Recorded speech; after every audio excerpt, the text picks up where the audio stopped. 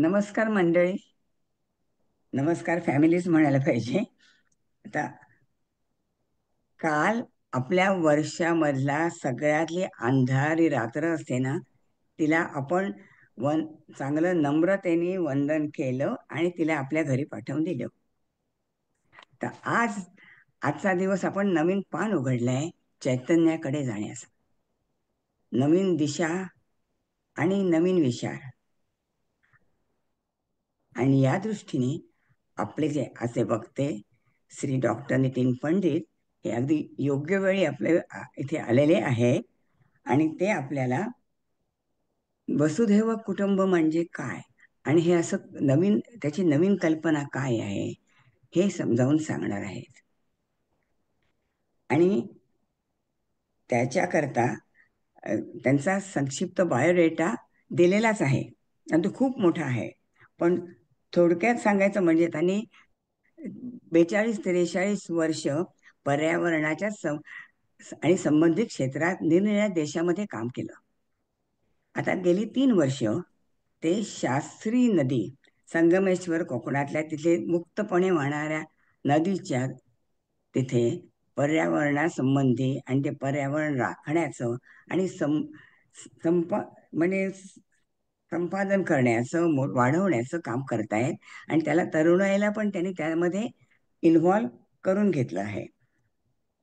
तर मुख्य म्हणजे ही शास्त्री नदी का निवडली तर ती पंडित फॅमिली तिथे पिढ्यानपिढ्या राहिलेल्या त्या एरियामध्ये आहेत आणि यांचा जन्म पण रत्नागिरीचा आहे आणि त्यामुळे त्यांना माहिती होती आणि तिथे अनयुज्युअल पक्षी प्राणी जीवनावरून त्यांना वाटलं की हे सगळं राखलं पाहिजे आणि त्याच्याकरता त्यांनी तरुणाईला पण इन्व्हॉल्व करून घेतलंय. म्हणजे हे काम अगदी पुढे जाणार आहे.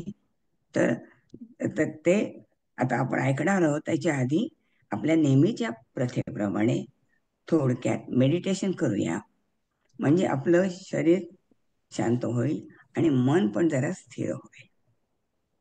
तर ॲज वी नो, आता नेहमीच तुम्हाला माहिती झालेली, sit in meditative position.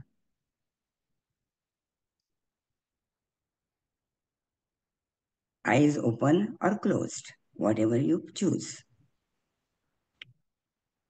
Notice the touch of the cushion, body touching your legs, touching the floor, which gives you feeling of being cared about, stability. Straighten your I'm blocking. Spine. And as much as possible, spine as much as possible, not stretched. Shoulders open for accepting and slightly down. Now, gently bring your awareness to the crown of your head and let it slowly go down, relaxing each part of the body where it touches. Starting with your eyes, relax your eyes, your face, throat, let the jaw drop, your neck, shoulders, hands be loose. Place safely on your thighs. The heart, the chest cavity, all relaxing your abdomen. Bring down your awareness to your lower body, and as it flows down, relax your thighs, knees, your calves and shin, your feet and toes. Let the body be stable and strong like a mountain. Relaxed, though relaxed. Now bring your awareness to your breath. Take a slow, deep, deep breath. Notice the diaphragm going down, abdomen slightly bulging out, chest expanding, and just the opposite process when you breathe out.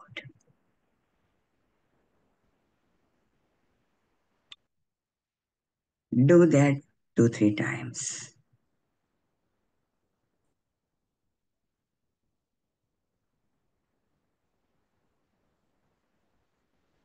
The breath is your body. The body is in the present. When you focus on the body, you are in the present moment. How does it feel like? Mind is quiet. The thoughts are not coming and crowding your mind. Keep it that way for some time, as much possible.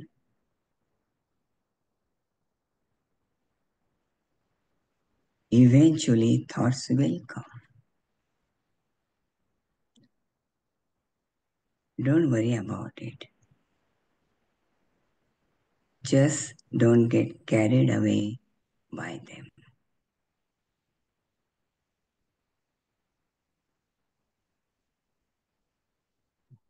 Now, notice your mind becoming steady, open to the sky.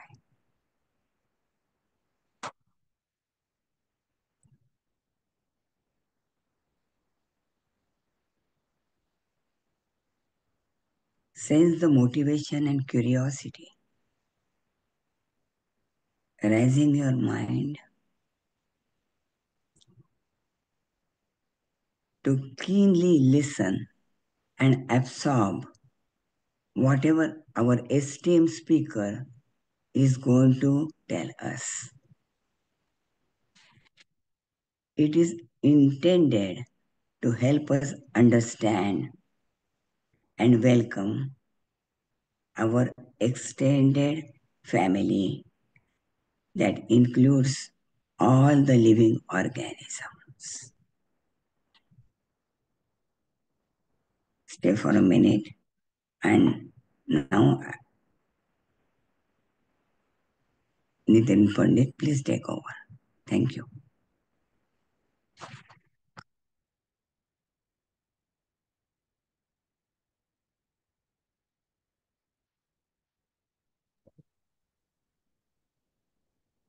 नमस्कार. मंडळी, मी या group मध्ये पहिल्यांदाच join होतोय. मी अनघाताईंनी सांगितलं की थोडंसं जे काही माझं काम चाललंय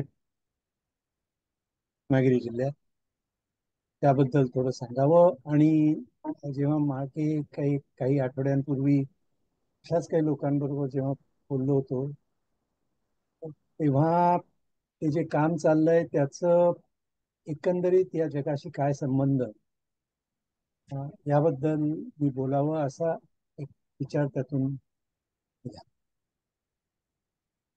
तर ते सांगण्यासाठी म्हणून मी आज एक काही पावणे एक तास तुमच्याशी आधी काही स्लाइड्स वगैरे शेअर्स करीन. पण त्यातून स्लाइड्स आपल्या असतील पाठीमागे दाखवण्यासाठी म्हणून. पण जे मी बोलीन ते एक प्रकारची गोष्ट आहे. तर ते सांगण्यासाठी त्याला आधार देण्यासाठी म्हणून ह्या मी स्लाइड्स प्रेझेंट. मी शेअर करू का जरा? हो करा.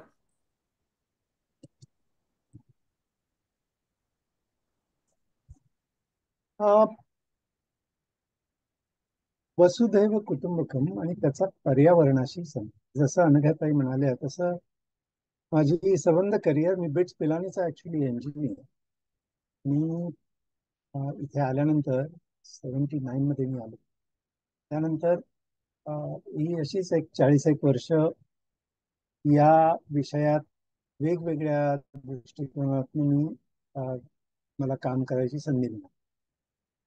आणि मग नंतर आत्ता ही 3 वर्ष माझं एक प्रकारचं एक एक्सपेरिमेंट सुरू आहे. मी ते या माझ्या लाडक्या शास्त्री नदीच्या वॉटरशेड आणि माझा पर्यावरणाशी संबंध म्हणजे हल्ली सगळीकडे आपण जे म्हणतो सस्टेनेबल, म्हणजे शाश्वती, ह्याची या दृष्टिकोनातून आपण एखाद्या नदीकडे किंवा एखाद्या विभागाकडे कसं बघायचं, तर त्या दृष्टिकोनातून मी बघायला सुरू केली. आणि मला स्पेसिफिक काहीतरी करायचं होतं, काहीतरी नक्की काहीतरी करायचं होतं. ते का हे ते आत्ता कुठपर्यंत आलंय हे मी थोडीशी एक गोष्ट सांगतो. पहिलं म्हणजे की एक सुरुवात अशी झाली.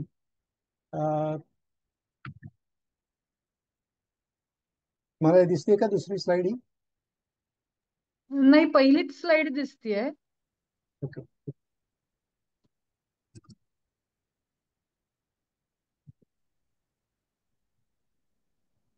मला वाटतंय तुम्ही फुल स्क्रीन मधून बाहेर येऊन जस्ट स्लाइड शोच्याच मोड मध्ये ठेवावं लागेल. एक मिनिट, मी पुन्हा जरा शेअर करतो.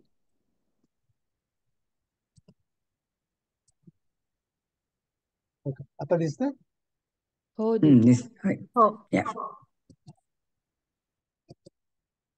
आता दिसतंय हो दुसरी स्लाइड? हो. हा, नितीनजी, तुम्ही आणि ऍक्च्युली ना स्लाइड शो मोड दिसतोय ना वरती अॅनिमेशन्सच्या शेजारी, तिकडे टाकलात तरी हरकत नाहीये. तिथे that will give us the full screen. इथे का? हा, त्याच्या बाजूला स्लाइड शो दिसतोय राईट हँड साइडला. हो. And start from the beginning. Okay या. ओके. तर याची सुरुवात झाली 2021 मध्ये, जेव्हा मी ठरवलं की आता आपण थोडस पुन्हा या शास्त्री नदीच्या इकडे जावं. आणि ते का, तर ते मी तुम्हाला आता लवकरच सांगतो. पण त्याच्या आधी काही वर्ष, म्हणजे मी आता खरा इंजिनियर, पण मागची एक 10 एक वर्ष मी ऍक्च्युली बायोलॉजी आणि इकॉलॉजी या विषयात काम करायला सुरुवात. तो एक विषय असा राहिला होता, आम्ही इंजिनियर्स नुसते फिजिक्स आणि केमिस्ट्री आणि मॅथमॅटिक्स करायचो आणि ऍक्च्युली बायोलॉजीला अवॉइड करायचं. पण आता ते सगळं म्हटलं ठीक आहे, आता हे नवीन काहीतरी शिकावं. एक 10 एक वर्ष त्यात काम करायचं होतं. आणि त्यात एक महत्वाचं प्रिन्सिपल असं कळलं की जगात अशा एक 35-40 जागा अशा आहेत, त्यांना बायोडायव्हर्सिटी हॉटस्पॉट्स म्हणतात. बायोडायव्हर्सिटी म्हणजे जैवविविधता. आणि अशा जागा आहेत ज्या डावीकडच्या मॅप मध्ये दाखवल्या आहेत, की जिथे ते फक्त 2.5% कव्हर करतात लँड सरफेस, पण तिथे जवळजवळ 43% आपले बर्ड्स, मॅमल्स, रेप्टाइल्स आणि अँफिबियन्स असतात. आणि ते एंडेमिक असतात, म्हणजे तिकडचे असतात स्पेसिफिक. तसंच तिकडे त्यांचे क्रायटेरिया असतात की जवळजवळ तिकडे 1,500 वेगवेगळे प्लांट्स दिसायला लागतात, त्यांचे स्वतःचे एंडेमिक प्लांट्स. आणि ते थ्रेटन्ड आहेत, म्हणजे आता 30% त्याच्या फक्त राहिले आहेत, ज्या ओरिजिनल होत्या त्या. म्हणजे त्या राखण्याचं महत्व आहे त्याला. त्यातली एक छोटा भाग म्हणजे हा इकडे जो आपला दिसतोय भारतातला, हा फक्त बारीकसा राहिलेला म्हणजे आपले सह्याद्री, म्हणजे वेस्टर्न घाट्स, तेवढंच राहिलंय. आणि ह्या आपण जर वेस्टर्न घाट्स पाहिलं गुजरात पासून अगदी केरळापर्यंत, तर हा बारीक अशी जी येते आणि त्याच्या बाजूला जी येते ती आपली कोकण पट्टी. मी जेव्हा बंगलोरमध्ये होतो तेव्हा काम करायला सुरुवात केलं. कर्नाटकात एक नदी आहे, सुंदर नदी आहे, त्याचं नाव आहे अघनाशिनी. आणि त्या नदीवर सुद्धा कोणत्याही प्रकारचा डॅम वगैरे नाही, ती मुक्त वाहते आणि अतिशय सुंदर नदी आहे. तिकडचं राहणं सुद्धा तसंच आहे, अजून थोडस पारंपरिक आहे. आता बदलायला लागेल, पण पारंपरिक. तर मी बघायला लागलो की अशा किती नद्या आहेत, की नद्यांची खोरी आहे, की जिथे अजून डॅम वगैरे बांधलेले नाहीये, जिथे अजून पारंपरिक गोष्टी चालू आहेत थोड्या बहुत. आणि इट हॅपन टू बी की महाराष्ट्रात रत्नागिरी जिल्ह्यात, जिथे माझा जन्म झाला आणि जिथून मी आलो, तिकडची ही नदी म्हणजे शास्त्री नदी. हे लक म्हणायचं माझं, ती तिकडेच मला मिळाली आणि लहानपणच्या माझ्या आठवणी पुन्हा अगदी अशा उफाळून बाहेर आल्या. त्यामुळे आता काही वर्ष मला याच्यातून तिकडे जाऊन काहीतरी करायचं होतं, म्हणून मी तिकडे 2021 मध्ये गेलो. सगळं माझं काम सोडलं, मी स्वतः एकटा. शास्त्री नदी म्हणजे काय, तर ही सपोज रत्नागिरी म्हटली, ते रायगड जिल्हा, इकडे गुहागर, हे जयगड, जयगडला मिळणारी हे संगमेश्वर, या इकडे अशी ही शास्त्री नदीचं खोरे. ही शास्त्री नदी आणि त्याच्या उपनद्या सगळ्या, बाव नदी, इथे देवरुख आलं, इथे चिपळूण आलं, इथे दाभोळ आलं, हे रत्नागिरी. इनफॅक्ट आमची पंडित फॅमिली ही रत्नागिरी ते इकडे लांजा ते देवरुख ते जयगड या भागात जवळजवळ 10 पिढ्या. त्यामुळे आम्हाला ह्या नदीची चांगली ओळख आहे. ही अतिशय सुंदर नदी आहे. त्याला अजून काही धरणं वगैरे काही बांधलेली नाहीये. अजून जवळजवळ 400 गावं आहेत तिकडे, अबाउट हाफ, आणि अबाउट 2000 स्क्वेअर किलोमीटर्स, म्हणजे आपण ती एकत्र केले तर साधारणतः ती एरिया. किंवा गाझा स्ट्रिप आपली पाहिली तर त्याच्या जवळजवळ तिप्पट. किंवा काश्मीरचा सियाचीन ग्लेशियर म्हटला तर साधारणतः तेवढ्या एरियाची ही शास्त्री नदीचं खोरं. खोरं म्हणजे काय, या इथून जयगड पासून असं सुरुवात गेलं तर ते पानासारखं असतं. पानाच्या शिरा कशा असतात, की त्याच्यावर कुठेही पाणी वरतून पावसाचं पडलं की ते त्या नदीत नाही, ती याला वॉटरशेड म्हणतात, त्याला रिव्हर बेसिन म्हणतात. तर हे शास्त्री रिव्हर वॉटरशेड, ह्यात मी इथे फिरायला सुरुवात केली. म्हटलं ती गावागावातून जाऊन फिरून वगैरे मी जवळजवळ 3 वर्ष आता त्यात झालो. पण हे आहे कोकण. कोकण म्हणजे काय, पण कोकण कधी बघाल त्यावरून आपल्याला कोणतं कोकण ते कळतं. आपण जर मे महिन्यात पाहिलं तर हे वृक्ष अगदी कोकण, खूप उकाडा असतो, उमेड असतो, झाडी विशेष नसते. पण हे बघा, पाऊस पडला काय हिरवाई, सगळीकडे हिरवळ, सगळी असे तलाव तयार होतात सगळीकडे. तेच कोकण त्याच जागेतून आपण पाहिलं तर आपल्याला कोकण वेगळं दिसतं. आणि ही जी कोकणात जे बदल कायापालट जो होतो, कारण त्यात जवळजवळ 3 किंवा 3.5 हजार मिलीमीटर कमीत कमी पाऊस पडतो आणि त्यामुळे सगळं बदलतं. पण ते राहत नाही, सगळं पाणी निघून जातं. हे आपल्याला सुद्धा माहितीये, कारण कोकणातल्या नद्या पुन्हा खडकाळ होतात असं आपण म्हणतो. पण याला कारण काय, कारण ऍक्च्युली कोकण किंवा आपण प्राचीन कोकण जर म्हटलं तर त्याला आणखीन एक वेगळा इतिहास, तो खूप जुना इतिहास आहे. कोकण इनफॅक्ट जेव्हा आफ्रिकेतनं भारत जेव्हा सेपरेट झाला जवळजवळ 200 मिलियन वर्षांच्या पूर्वी, तेव्हापासनं जिथे सेपरेट झाला ते म्हणजे कोकणपट्टी आपली सगळी, ती आफ्रिकेला चिकटून. आणि तिकडे जर आपण बघायला गेलं तर हे वेगवेगळ्या प्रकारची एक त्याची जिओलॉजी. आणि जो कोकणातला जो दगड असतो, जो लाल दगड म्हणतात, त्याला जांभा दगड म्हणतात, तो आपल्याला असा दिसून येतो. तो जवळजवळ 70 ते 100 फूट असतो आणि खालती मग बसॉल्ट असतो, हा व्होल्कॅनिक असतो. ह्यातून काही पाणी जात नाही, ह्यात पाणी झिरपतं. त्यामुळे सगळं जे पावसाचं पाणी असतं ते त्यात झिरपतं आणि इथून बरेचसे त्यातले स्ट्रीम्स येतात, ते बाहेर येतात. इनफॅक्ट बरेच महिने नद्या चालू राहतात, कारण हे स्ट्रीम्स त्या नद्यांना पुनर्जीवित करतात. आणि हे पाणी जे ह्याच्यात असतं त्याला वॉटर टॉवर्स म्हणतात geologist, water towers of Konkan. In fact आपल्या ज्या तिकडच्या विहिरी जी बऱ्याच महिने चालू राहतात ते ह्याच्यामुळे. ह्याचा तिकडच्या जीवनाशी खूप संबंध आहे आणि वर्षानुवर्ष आहे. इनफॅक्ट त्याचा थोडासा एव्हिडन्स आता असा मिळालाय की जी उजव्या बाजूला जे दिसतंय ह्याला म्हणतात जिओग्लिफ्स किंवा पेट्रोग्लिफ्स किंवा कातळ शिल्प. हे कदाचित तुम्ही वाचलं असाल रिसेंटली. ही हल्ली हल्लीच मिळाली आहेत, काही मागच्या एक 5-10 वर्षात डॉक्टर रिसगुड आणि बाकीच्या आर्किओलॉजिस्टनी शोधून काढली आहेत. ही जांभ्या दगड्यांवर मिळाली आहेत, जवळजवळ 183 आतापर्यंत मिळाली, रत्नागिरी आणि सिंधुदुर्ग. आणि ही काढलेली जी चित्र आहेत त्याचं आतापर्यंत जे डेटिंग झालंय ते जवळजवळ 12,000 वर्षाचं आहे. ऍक्च्युली आपले वेद सुद्धा 5,000 ते 6,000 वर्षापूर्वीचे. म्हणजे भारताचा इतिहास बदलण्यासारखी ही जिओग्लिफ्स तिकडे मिळाली.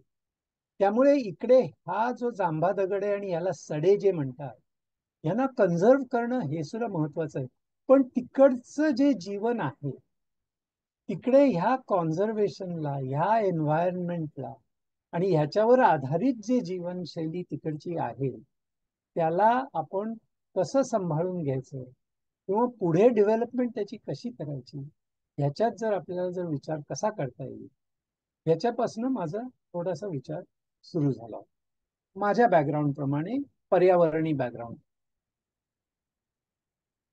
आणि हे खूप फॅसिनेटिंग होतं माझ्यासाठी. म्हणून मी तिकडे जाऊन आणखीन वेळ घालवला, सगळीकडे फिरलो, जंगलातून फिरलो, गावागावातून फिरलो.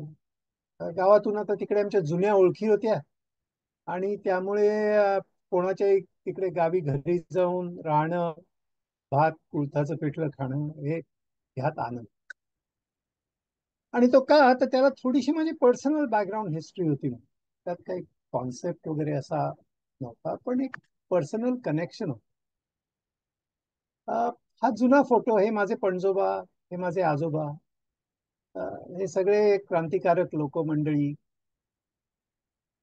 दादासाहेब मावळणकर, हे राजेंद्र प्रसाद जी आपले प्रेसिडेंट, हे आचार्य कृपलानी, हे सगळे जे असे लोक होते ते त्यावेळेला आले होते. इनफॅक्ट हे जे आले होते ते 1935 साली, जेव्हा माझ्या पणजोबांनी आणि आजोबांनी देवरुख मध्ये एक शाळा सुरू केली होती छोटीशी, आणि ज्याच्याबरोबर माझा आता खूप संबंध वाढला आहे. ती शाळा सुरू केली होती त्याची स्थापना करताना. सो त्यामुळे माझं ते हल्ली जे आता मॉडर्न शब्दात म्हणायचं तर गुड सोशल कॅपिटल म्हणायचं, पण याचा अर्थ आमची कनेक्शन चांगली आहे आणि ती एक प्रकारची आपुलकी आहे. आपल्या बऱ्याच फॅमिलीजची अशी कनेक्शन्स असतात, हे आमचं कनेक्शन. म्हणून मी आणखीन त्यात ते शोधत शोधत शोधत गेलो या मंडळींची जुन्या जुन्या ओळखी, आणि म्हटलं की बघूया याच्यातून आपल्याला काय शोध. पण जेव्हा आपण हे बघायला जातो ना तेव्हा आपल्याला कळतं की सगळ्या गोष्टी एकमेकाशी संबंधित असतात. हो, म्हणजे आपण अगदी मोठे अगदी ग्लोबल कॉन्सेप्ट सांगतो की 1 in 3 children are under nourish, किंवा 800 मिलियन लोक पॉवर्टीमध्ये राहतात, लोकांना क्लीन वॉटर मिळत नाही किंवा सगळं कंटॅमिनेटेड असतं.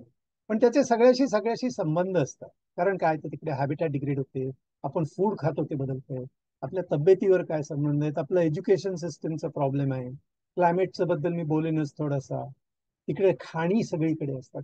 हे सगळे एकमेकाशी निगडीत असतात. त्यामुळे सुरुवात कुठून करायची हे कळत नाही, आणि सुरुवात जरी केली तरी तेवढंच बघून उपयोग नसतो, आपल्याला सगळं बघायला लागतं आणि सगळं सगळ्याला कनेक्टेड असतं. हे कॉम्प्लेक्स आहे. हे ह्याच्यात काही करायचं म्हटलं तर सुरुवात कुठे करायची, ते सुरुवात करण्यासाठी मग मी म्हटलं ठीक आहे, काही आपल्या ओव्हरऑल आपल्या इतिहासात काही असं काही ग्लोबल प्रिन्सिपल आहे का, ज्याच्यापासून आपण एक असं काहीतरी एक ऍबस्ट्रॅक्ट प्रिन्सिपल की ज्याच्यापासून आपल्याला तिकडे लोकांशी असं बोलता येईल की आपलं आपण हे सांभाळून कसं ठेवायचं. कॉन्झर्वेशन म्हणजे काय, की आपलीच संपत्ती आहे हा विभाग, आणि यातली जी जैवविविधता आहे ही आपलीच संपत्ती आहे, आणि तो हॉटस्पॉट आहे. तो जगातल्या बायोडायव्हर्सिटी कन्व्हेन्शन मध्ये त्याचं महत्व काय, ते तिकडच्या पशुपक्ष्यांचं महत्व काय, हे सांगायला जर जायचं झालं, हे सुरुवात कुठून करायची. काहीतरी एक असं प्रिन्सिपल दिसलं पाहिजे की ज्याला धरून आपण त्यांना सांगू शकलो पाहिजे आणि त्यांना त्यामुळे त्यात आपुलकी वाटली पाहिजे. तर हे जर करायला गेलं तर त्यात मला असं, आता 2022 साली भारतात ह्याचं खूप झालं होतं, कारण G20 त्यावेळेला भारतात होते आणि मोदीजींनी आणि त्याच्या आधी मनमोहन सिंग आणि त्याच्या आधी राजीव गांधींनी सगळे बरेच वर्षानुवर्षे सगळे आपले लीडर्स वगैरे जे आहेत ते नेहमी एक प्रिन्सिपल नेहमी कोट करतात, ते म्हणजे वसुदैव कुटुंबकम. म्हणजे काय, the world is one family. पण हे इन प्रॅक्टिस कसं करायचं, तर मी त्याचा थोडासा अभ्यास केला आणि मला असं कळून आलं की ऍक्च्युली हे प्रिन्सिपल IASच्या आणि लॉ प्रॅक्टिशनर्सना शिकवलं जातं. आणि म्हणजे ते ऍक्च्युली ते तुम्ही जेव्हा आता त्या लोकांना भेटतात आणि काही असा पर्टिक्युलर विषय निघाला आणि संध्याकाळी बसलात, चहा पीत बसलात किंवा एखादं ड्रिंक घेत बसलात, तर तुम्हाला ते ऍक्च्युली सांगतात काय कळलं असं पटकन येतं त्यांच्या, कारण त्यांना शिकवलेलं असतं की वसुधैव कुटुंबकम हे आपलं आहे, आपल्याकडे त्याचा थोडा विचार होतो. पण त्यातल्या 3 गोष्टी कोणत्या शिकवल्या जातात, एक म्हणजे एन्व्हायरमेंटल कॉन्शियसनेस, दुसरं म्हणजे कल्चरल एक्सचेंज आणि अंडरस्टँडिंग, आणि तिसरं म्हणजे कॉन्फ्लिक्ट रेझोल्युशन. आता ज्या दुसऱ्या ज्या 2 गोष्टी आहेत त्यात माझं तर काही ट्रेनिंग नव्हतं, वाचन असेल थोडं बहुत आपलं असतं पण ट्रेनिंग नव्हतं. पण एन्व्हायरमेंटल कॉन्शियसनेस मध्ये होतं. मी म्हटलं ठीक आहे, मग आता त्याच्यावर आपण जरा विषयावर बघू. तर त्याचा अर्थ काय, ते पहिलं त्याचा अर्थ म्हणजे की embracing the essence of Vasudhaiva Kutumbakam म्हणजे काय, dedicated commitment to environmental conservation. पण ते जर कोकणात बघायला गेलं तर फ्रँकली स्पीकिंग ते दिसलंच नाही मला. Dedicated commitment to environmental conservation हे कुठून दिसलं. आपलं तर सगळीकडे लाकूड कापणं तर चालूच आहे, आपल्या फिशरीज तर सगळ्याच डिप्लिटेड दिसत आहेत सगळ्या. आपण बाकी सुद्धा बघायला गेलं तर सगळीकडे प्लास्टिक दिसतच. तसंच दुसरी फिलॉसॉफी आहे की आपण काहीतरी आपल्या ज्या जुन्या पद्धती होत्या ज्याच्यामुळे आपण पारंपरिक पद्धतींमुळे सस्टेनेबिलिटी आपली आहे ती सांभाळून आपण जायचो, त्या आहेत का, आणि आपली जैवविविधता आपण सांभाळून आहोत, म्हणजे पशुपक्षींना वगैरे सांभाळून. पण पशुपक्षींना कुठे आपण सांभाळून आहोत. इनफॅक्ट म्हणून तर तो हॉटस्पॉट झाला, कारण ते कमी झाले. ते का कमी झाले हे मला समजेना. पण त्यातला एक धागा मात्र मला मिळाला की ह्यात सस्टेनेबल प्रॅक्टिसेस म्हणजे अजून तिकडचे लोक आणि एस्पेशली शास्त्री नदीच्या खोऱ्यात की जिथे अजून अजून म्हणजे गावं आहेत, फार शहरं मोठी मोठी झालेली नाही, तिथे या पारंपरिक गोष्टी आणि सस्टेनेबल प्रॅक्टिसेस अजून काय काय चालू आहे.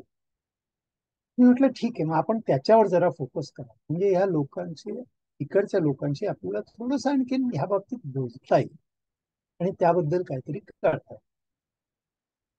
म्हणून मी तिकडे सुरुवात केली, तिकडच्या मुलांशी बोलायला सुरुवात केली, यात सस्टेनेबिलिटीचा अर्थ म्हणजे काय, आणि ते मला थोडस माझ्या व्यवसायामुळे मला थोडीशी त्याची माहिती होती, पण मी त्याबद्दल कम्फर्टेबल.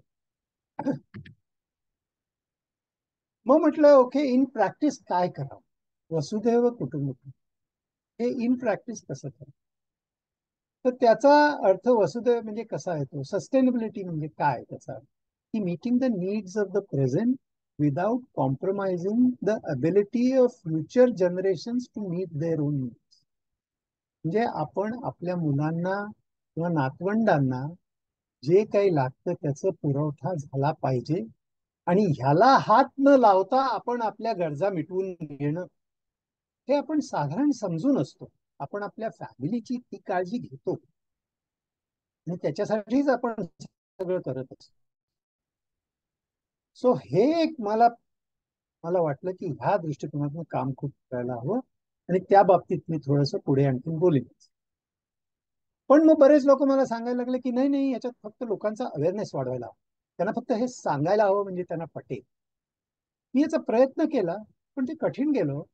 म्हणजे काय सांगतो, मी एन्व्हायरमेंटल कॉन्झर्वेशनचं सांगण्याचा खूप प्रयत्न की अहो तुमचेच हे ऍसेट्स आहेत, तुमचीच ही विविधता आहे, तुम्ही ती डिप्लीट करू नका, तुम्ही ती ओरबाडून काढू नका, तुम्ही ती एक्स्ट्रॅक्ट करू नका. पण ते सोपं नव्हतं हो, कारण पुलं म्हणायचे तसे सगळेच तिकडचे अंतू बर्वे बसलेले असतात. आता अंतू बर्वेचं त्यांनी अगदी पुलंचं वाचलं तरी तर काय, कुणाचं बरं झाली तरी झाल्याचं दुःख सुख नाही, वाईट झाल्याचं दुःख नाही, जन्माचे सोयर नाही, मरणाचे सुतक नाही, गाण्याची रुची नाही, तिटकाराही नाही, खाण्यापेक्षा चवीपेक्षा उदरभरण हाच स्वच्छ हेतू, आयुष्याच्या सारवट गाडी वंगण नाही म्हणून कुरकुरली नाही, आहे म्हणून वेगाने पळली नाही, चाल मात्र कोकणी वाटेसारखी, म्हणजे सदा नागमोडीची. आता अशा माणसाला एन्व्हायरमेंटल कॉन्झर्वेशनचं काय सांगावं आपण. तसंच सेफगार्डिंग बायोडायव्हर्सिटी. आपण अगदी स्वामी विवेकानंदांचं म्हटलं युनिटी इन डायव्हर्सिटी, पटतं सगळं, पटण्याचा प्रश्न नाही येतो. पण पुन्हा आपल्या अंतू बर्वेच्या कॅरेक्टर सारखं आपण तो काय म्हणतो तिकडे, किंवा पुलं त्याबद्दल काय म्हणतात. नशिबात अश्वत्थामा घरच्या पिठाच्या दुधाची वाटी, त्याच्या घरी दुधाचे पीठ झाले, त्याच्या घरी, अश्वत्थामाच्या घरी. पण इथे काय, इथे देवानी नारळाचा कल्पवृक्ष दिले, पण त्यातल्या खोबऱ्याहून करवंटीची संधी आली. आता अशा गरिबीतून अशा लोकांना आपण वसुदैव कुटुंबकम आणि त्याचा अवेअरनेस याबद्दल आपण काय सांगू नये.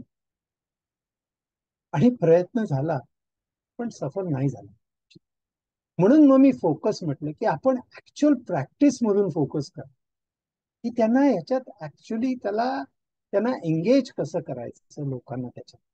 म्हणून मग मी याच्यातही सुरुवात म्हटलं. याच्यात कोकणात आता कशामुळे तर आम्ही सगळे जुना डेटा तिकडे शोधून काढला, जुना हा जयगडची ही खाडी. पण बघितलं तर सगळीकडे अनकंट्रोल्ड डेव्हलपमेंट तर आहे आणि होणार आणि व्हायला पाहिजे, पण ती अनकंट्रोल्ड आहे. आणि ती भारतात सगळीकडे, जगात सगळीकडे, हे सुद्धा. आणि बरेच लोक त्याच्यावर कामं करतात. ही काही संस्थांबरोबर काम केली, ते सुद्धा काम. पण आणखीन एक इफेक्ट होता तो म्हणजे नॅचरल, म्हणजे क्लायमेट चेंज. आपल्याला कदाचित माहिती असेल, पण हा आपला जो अरेबियन सी आहे हा खूप शॅलो आहे, उथळ आहे, कम्पेअर्ड टू इंडियन ओशन किंवा बाकीचे ओशन. त्यामुळे जी हीट येते ग्लोबल वॉर्मिंगची, त्याच्यात तो लवकर गरम होतो आणि जास्त गरम होतो, कारण शॅलो आहे तो. आणि त्यामुळे इकडे वादळ वाढणार आहेत आणि जास्त होणार. आता या कोकणपट्टीला याची सवय नाही, आपल्या बंगालच्या आणि ओरिसाच्या लोकांना याची सवय आहे, पण आपल्याला सवय नाही. आणि आपला खूप पॉप्युलेटेड भाग आहे, त्यांचा तेवढा नाहीये, फक्त बंगालच्या जवळपास आहे, पण बाकी एवढा नाही. त्यामुळे आपल्याला याचा खूप त्रास होणार. पण त्यावर सुद्धा लोक कामं करतात. म्हणजे आता चिपळूणला जी नदीचा जो पूर आला वगैरे, हे आता सगळं वाढणार, हा सुद्धा बदल होतो. आणि तिसरा जो बदल होतो हा म्हणजे वर्कफोर्स मायग्रेशन, हा म्हणजे आपला सोसायटल चेंज. तर ह्याच्यात काय काम करायचं ते मी ठरवलं. आणि ह्यात जर बघितलं तर हा रत्नागिरीतले लोक वर्कफोर्स मध्ये इन्व्हॉल्व आहेत, हे महाराष्ट्रातले आणि हे भारतातले. त्यामुळे रत्नागिरी जिल्ह्यात सगळ्यात कमीत कमी पुरुष इन्व्हॉल्व कामात, कारण ते सगळे मुंबई, पुणे, कोल्हापूर, सांगली, गोवा इथे निघून जातात. आणि हे आपल्याला माहिती आहे, त्याचा डेटा आहे. पण त्याची कारणं काय, आणि जी काही कारणं असतील ती, पण त्यांना आता ह्याच्यात कसं इन्व्हॉल्व करता येईल याच्यात माझं लक्ष लागतं. आणि या सगळ्या गोष्टींचा याच्यावर इफेक्ट काय होतो, की आता आपल्या ज्या जुन्या प्रथा असतात किंवा आपली जुन्या इंडस्ट्रीज, आता ही जी फ्लोचार्ट जो आहे तो ऍक्च्युली आपल्या आंब्याच्या इंडस्ट्रीचा आहे. पण तो आता इतका सेन्सिटिव्ह झालाय की आपला हापूस आंबा जो फेमस रत्नागिरीचा, म्हणजे आम्ही रत्नागिरीला आम्ही हिंदीत म्हणायचं झालं तर आम्हीच सगळे आम जनता म्हणायचो. या आपला डॅड स्पंज म्हणतात त्यातला प्रकार आहे. पण हे जे आंब्याचा जो आहे त्याच्यावर खूप इफेक्ट होतो. आणि सगळे आता आंबे आता कमी व्हायला लागले, आंब्याची इंडस्ट्री व्हायला लागली कमी, फिशरीजची इंडस्ट्री कमी व्हायला लागली, कारण आपले लोकच निघून जायला लागले, आणि एस्पेशली पुरुष. तर मग हे सस्टेनेबल नाहीये. हे ह्याबद्दल काय करायचं? तसंच बघायला गेलं तर जर नॅशनल लेवलला पाहिलं तर आत्ताच पुढची काही वर्ष अशी असतील, म्हणजे फ्रॉम 2018 टू 2055, की जिथे याला डेमोग्राफिक डिव्हिडंड म्हणतात. म्हणजे याच्यात आपलं तरुण लोकांचं पर्सेंटेज आपल्या भारतात जास्त असतं, आणि एकदा ते कमी झालं की आपला जपान म्हणजे फक्त म्हातारी माणसं राहतात, त्यामुळे आपल्या जीडीपीवर इफेक्ट होतो, सगळं कमी होतं. हा आपला गोल्डन पिरियड आहे खरं म्हटलं, आत्तापासून ते 2055 पर्यंत. पण त्यात फरक खूप येणार आहे. इवन आपल्याच्या आपण जर आता जे 20-25 वर्षावर ज्याच्यामुळे आपल्याला खूप त्याचा फायदा झाला, तसे आता IT इंडस्ट्रीज वगैरे हे सगळं बदलत आहे, कारण आता AI सारख्या गोष्टी त्या जॉब्स घेऊन जाणार. त्यामुळे मुलांना जर या पुरुषांना आणि मुलांना आपल्याला जर इन्व्हॉल्व्ह करायचं असेल तर त्यांना ट्रेडिशनल गोष्टीत आणि ट्रेडिशनल टेक्नॉलॉजीज मध्ये नुसतं इन्व्हॉल्व्ह करून चालणार नाही. त्यांना आणखीन काहीतरी त्यात इन्व्हॉल्व्ह करायला लागेल, की जेणेकरून ते तिकडे लोकली इन्व्हॉल्व्ह राहू शकतात. हे सगळे असे विचार इथून तिथून डोक्यात एक प्रकारचं वादळ असं निर्माण झालं होतं, की ह्याच्यात मग लोकांना आणि एस्पेशली मुलांना, जे हे तरुण आहे, आत्ता जे तरुण आहे, त्यांना आत्ता इन्व्हॉल्व्ह कसं करायचं, आणि मग सस्टेनेबिलिटी ह्याच्यावरनं कशी आधारित.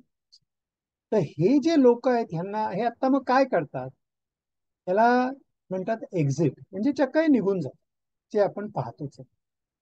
तसंच बरेचसे लोक हे निग्लेक्ट करतात, म्हणजे तिकडे राहतात पण कंटाळलेले असतात. हे अंतू बर्वा हे जे यातले आहेत, की ज्यांना कशाचंही काही असं वाटेन असं होतं, ऍपथी म्हणतात त्याला एक प्रकारची येते. त्या हे बदलायचं असेल तर त्यांना कोणत्या प्रकारचं ऍस्पिरेशन द्यायचं. आणि मला एक ठाम कळलं होतं की ह्यांना जर आपण घेतलं नाही तर सस्टेनेबिलिटी कसली. कारण सस्टेनेबिलिटी म्हणायला म्हटलं किंवा शाश्वती म्हणायला गेलो आपण तर बाय डेफिनेशन ही तरुणांची आहे, कारण इट्स अबाउट द फ्युचर, ती आपली नाहीच आहे. त्यामुळे त्यांना जर घेऊन आपण काम केलं नाही तर शाश्वती कसली, हा प्रश्न मी विचारायला लागलो. आणि माझा मी कम्प्लिटली फोकस हा सगळ्या लोकल कॉलेजेस आणि हायर एज्युकेशन सिस्टम्सवर केला, की जिथे बरंचसं फेल्युअर आपल्याला माहिती आहे येत आहे. आपण जेव्हा जेव्हा भारतात जातो तेव्हा आपल्याला कळतं, लोक सुद्धा तिकडचे सांगतात की एज्युकेशन सिस्टम मध्ये काय प्रॉब्लेम्स आहेत. आणि मी जेव्हा त्यांच्याशी खूप काम करायला लागलो तेव्हा मला कळलं की त्यांना मेंटरशिपची खूप गरज आहे.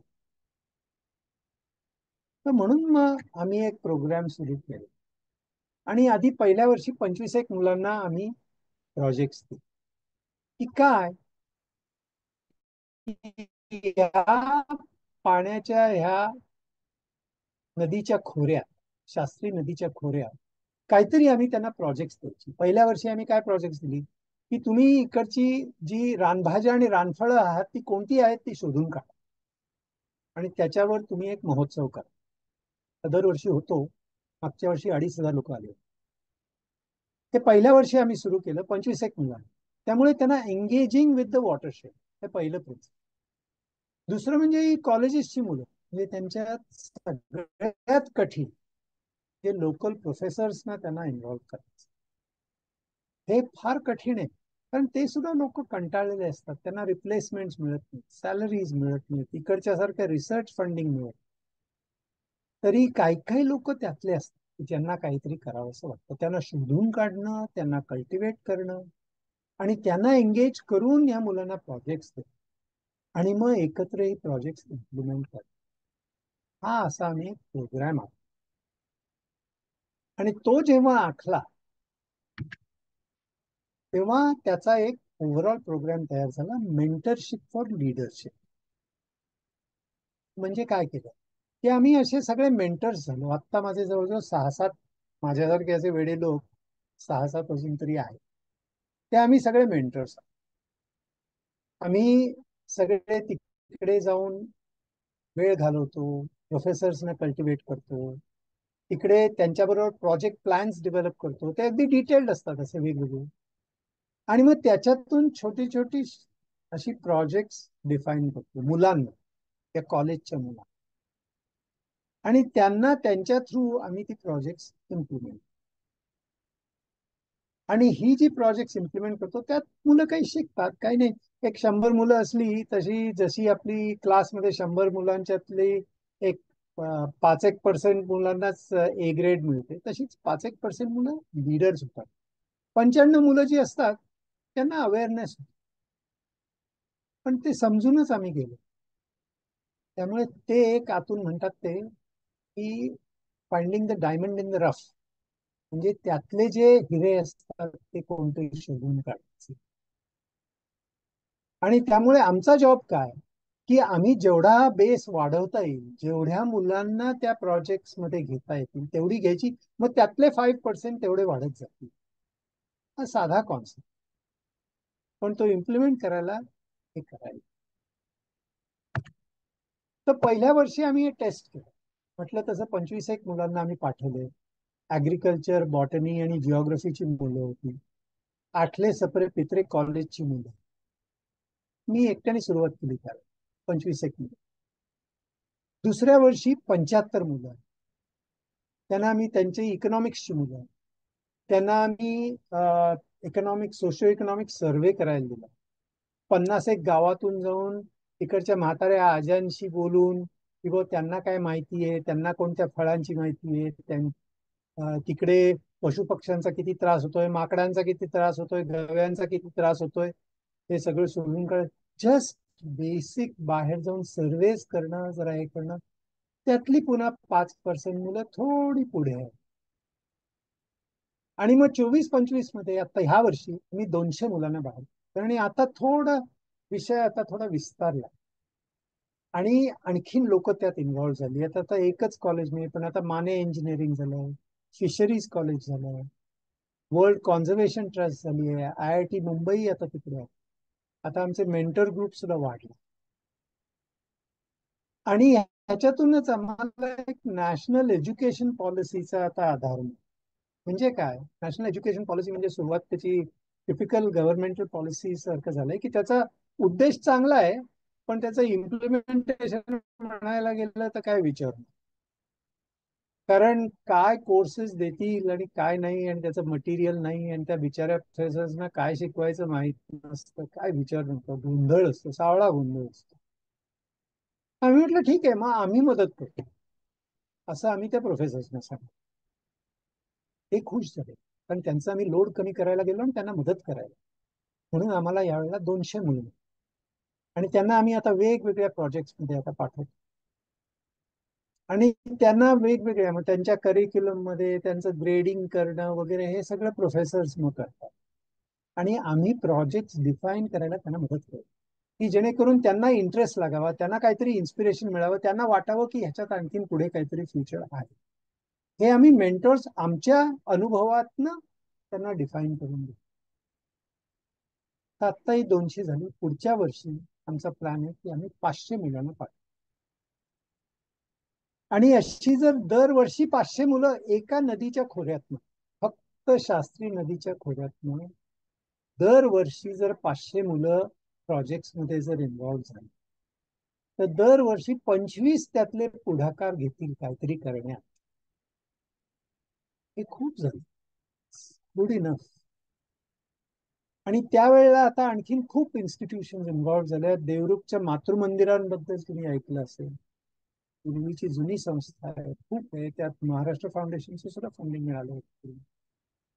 Devrukh college of arts and design त्याच्यात आहे, फार्मसी कॉलेज आहे, ITI एक आहे साडेवलीचं, ते आणि जवळजवळ एक 10 मेंटर्स आहेत. आणि हे 500 मुलं दरवर्षी बाहेर जातील आणि तिकडच्या लोकल एन्व्हायरमेंट मध्ये काहीतरी कन्स्ट्रक्टिव्ह काम करतील आणि पुढे येतील आणि काहीतरी करतील. आमचं स्वप्न म्हणजे असं म्हणायचं, एक प्रकारचं असं निर्माण होतंय. पहिलेच असं नव्हतं, असं नव्हतं की काही साक्षात्कार झाला होता वगैरे, असं काही नव्हतं. पण आता असं एक स्वप्न एक प्रकारचं निर्माण होतंय की अशी दरवर्षी 500 मुलं आली, 25 मुलं आली, त्या 25तली 5 अशी आली की त्यांनी काहीतरी केलं दरवर्षी. चला ठीक आहे, 5-10 वर्षात एकतरी कोणीतरी शंतनू किर्लोस्कर पुढे, एकतरी कोणीतरी. त्यामुळे थोडस असं हंबल म्हणायचं, पण असं जर थोडं कोणी पुढाकार घेत आलं आणि त्यातून जर काही तिकडे जर फरक झाला, तर त्याचा शास्त्री नदीच्या खोऱ्यात काय उपयोग. आणि ही सगळी जी प्रोजेक्ट्स आहेत, ती सगळी प्रोजेक्ट्स त्या एन्व्हायरमेंटशी निगडीत, वेगवेगळे दृष्टिकोन, ॲग्रिकल्चर, बॉटनी, ऊर्जा म्हणजे एनर्जी, वॉटर रिसोर्सेस, पाणलोट, जिओलॉजी, ते जिओग्लिफ्स म्हणजे आर्किओलॉजी, आर्ट्स. आणि त्याबद्दल मी थोडंसं आणखीन बोलेल की कोणते कोणते आणि यातले रिझल्ट काय आले. आता हे जे आहेत सगळे जे नकाशे, कॅन यू बिलीव्ह इट, हे सगळे या मुलांनी काही तिकडच्या GIS म्हणजे जिओग्राफिक इन्फॉर्मेशन सिस्टम्स वापरून, सॅटेलाइट इमेजरी वापरून त्यांना शिकवून या मुलांनी त्या सगळ्या या नदीचं प्लॉटिंग केलं. इकडच्या कॉन्टूर्स सगळ्या काढल्या, त्याची हायड्रोग्राफी केली आहे. याच्यावरती एका मुलांनी ऑलरेडी मास्टर्स थिसिस केली त्याच्या मेटमॉर्फिक अनालिसिसवर. ही एक 50-60 गावांचा ऍक्च्युली चांगला सर्व्हे मुलं करतात, तिकडे जाऊन येईल. त्यात आता वेगवेगळ्या ठिकाणाहून मेंटर्स आता एंगेज झाले. म्हटलं तसं IIT मुंबईचं झालं, Indian institute of tropical meteorology Pashan पुण्यात जे आहे ते, अक्वा डॅम जे ग्राउंड वॉटर म्हणजे भूजलावरतीचे आहे, नॅशनल कॉन्झर्वेशन फाउंडेशन जे म्हैसूरचे आहे, जे पक्ष्यांवर काम खूप करतायत आणि ज्याच्यावरून ते सांगतायत की तुमची एन्व्हायरमेंट कशी आहे. म्हणजे कसं, त्याचं उदाहरण आपला आता खंड्या पक्षी असतो. खंड्या पक्षाला कळतं की पाणी स्वच्छ आहे की नाही किंवा कंटॅमिनेटेड आहे की नाही. जसं आपल्या कुत्र्याचे सेन्सेस आपल्यापेक्षा 1000 पटीने चांगले असतात, तसेच खंड्या पक्षाचे सेन्सेस त्या पाण्याबद्दल आणि तिकडच्या माशांबद्दल चांगले असतात. फार better than our chemical, physical, technological sensors. Not that they are bad, पण खंड्या पक्षी सुद्धा आहे. त्याला बायो मॉनिटरिंग म्हणतात. आता हे नवीन फील्ड. आम्ही त्या भागात नॅशनल कॉन्झर्वेशन फाउंडेशन, नंतर वर्ल्ड कॉन्झर्वेशन ट्रस्ट आणि द नेचर कन्झर्वन्सी जे आता वॉशिंग्टन मध्ये बेस्ड आहे, यांच्याबरोबर आता तिकडे आम्ही 140 कॅमेरा ट्रॅप्स लावतो. तिथे बिबटे वाघ कोणते येतात, कोणत्या प्रकारचे माऊस डिअर्स आहेत, पॉर्क्युपाईन्स आहेत, याचं सगळं डॉक्युमेंटेशन. आणि सगळ्यात महत्वाचं म्हणजे आपला तिकडचा धनेश पक्षी म्हणजे हॉर्नबिल, त्याचे हॅबिटॅट्स आम्ही मॉनिटर करतो. आणि हे सगळे कॅमेरेज वगैरे लावून एन्व्हायरमेंट वरती काम. आणि ह्याच्यात प्रत्येकात कोणतीही बॅच असू दे, कोणताही विषय असू दे, कॉमर्स असू दे, हिस्ट्री असू दे, सोशिओलॉजी असू दे किंवा टेक्निकल विषय असू दे, त्यात इन्व्हॉल्वमेंट येऊ शकते. तुम्हाला उदाहरण सांगायचं म्हणजे की आता कॉमर्सची मुलं सुरुवातीला त्यांचा काय याच्याशी संबंध. तर मी त्यांना म्हटलं की तुम्ही कॉमर्सचे आहेत ना, तर आमच्या इकडे भिड्यांचं जांभळाची एक छोटीशी फॅक्टरी आहे. कॉमर्सची मुलं ना, त्याचा एक बॅलन्स शीट मला काढून द्या. जांभळाची फॅक्टरी छोटीशी देवरू खाते. तर त्यांनी काढलं. म्हटलं ठीक आहे, आम्ही तुम्ही पैशात मोजताय, पण जांभळं विकत घेता आणि विकता तेव्हा ती किलोमध्ये विकता ना तुम्ही, बरोबर. मग किलोमध्ये विकता, मग त्या जांभळाच्या बियांचं काय करता, ते किलोमध्येच असतं ना. मग ते तुमचं पैशात कसं नाही आलं, हे ती वेस्ट आहे ना. मग त्याचं काय करता येईल, त्याचं पीठ करता येतं त्याचं. मग विचार सुरू झाला. म्हणजे कॉमर्सच्या मुलांना सुद्धा जांभळाच्या फॅक्टरीमध्ये आपल्याला कशी मदत करता येते हे कळतं. अशा वेगवेगळ्या क्रिएटिव्ह आयडियाज त्याच्यातून निर्माण व्हायला. हे MPN सिस्टीम्सचे लोक आहेत, ते त्या प्रोजेक्टमध्ये इन्व्हॉल्व आहेत. तिकडे आम्ही एक सोलर थर्मलची युनिट टाकलं. आणि ती मातृमंदिरात आहे. आणि तिकडची मुलं आता बघतायत की गऱ्याला जर आपण याच्या जॅकफ्रूटच्या गऱ्याला, फणसाच्या गऱ्याला आपण ड्राय केलं तर त्याचं किती वजन येतं किंवा काय येतं. छोटे छोटे प्रोजेक्ट, फार मोठी नाही. की काही मुलं पुढे येऊन ते बघायला. फाउंडेशन फॉर इकॉलॉजिकल सिक्युरिटी हे गुजरात मधले आहे. बानियन म्हणजे जे हेल्थ सिस्टम मधले आहेत, आणि TDU हे जे आयुर्वेदातले स्पेशलिस्ट हे हेल्थ सिस्टम मधले लोक काम करायला आता सुरुवात व्हायला जाईल. ते आता 3ऱ्या वर्षापासून जास्त एंगेजमेंट आता वाढायला लागतं. पहिल्या 2 वर्षी फार नव्हते, पण आता हे वाढायला लागलं. आता हे लोक येऊन गेलेत तिकडे आणि म्हणतायत की आपले पोस्ट ग्रॅज्युएट स्टुडंट्सना आम्ही तिकडे पाठवू रिसर्च करायला, आणि तुमच्या मुलांबरोबर आम्ही काम करायला लावू जे अंडर ग्रॅज्युएट आहे. त्यात लोकल एंगेजमेंट थोडी आता वाढायला लागली आहे. वेगवेगळी कॉलेजेस तर इन्व्हॉल्व्ह झालीच आहे, मातृमंदिर सारखे. आणि तिकडे एक फाउंडेशन आता नवीन आता मूव्ह झालंय, रेंट्री फाउंडेशन. म्हणजे आपले जे कॅमलिनचे दांडेकर जे आहे त्यांच्या फॅमिलीमधल्या एकाने हे फाउंडेशन सुरू केले. ते आता त्यांनी येऊन तिथे फाउंडेशन चालू. हे एवढं आता 3-4 वर्षात वाढत. हे काही रिझल्ट त्यातले, आणि हे रिझल्ट हे मुलं असं प्रोड्यूस करू शकतात त्यांना जर गायडन्स बरोबर मिळालं तर. व्हॉट नेक्स्ट आता म्हणजे आमचं पुढचं म्हणजे काय, की आणखीन एंगेजमेंट वाढवणं. 5% पेक्षा 10% येऊ शकतील का हे बघणं. लोकली इन्व्हॉल्व जे आहेत लोक त्यांना कसं आत घेणं. हॉस्पिटॅलिटी असोसिएशन, फार्मसी असोसिएशन, किंवा पंचायतींना कसं घेणं, किंवा सेल्फ हेल्प ग्रुप, किंवा तिकडे फार्मर प्रोड्युसर ऑर्गनायझेशन असतील त्यांना कसं इन्व्हॉल्व करणं. आणि त्यांना आता हळूहळू कळायला लागलं की असं एक काहीतरी हालचाल चालली आहे. आणि आतापर्यंत ह्या आम्ही एफर्टला काही नाव दिलेलं नाही मुद्दाम.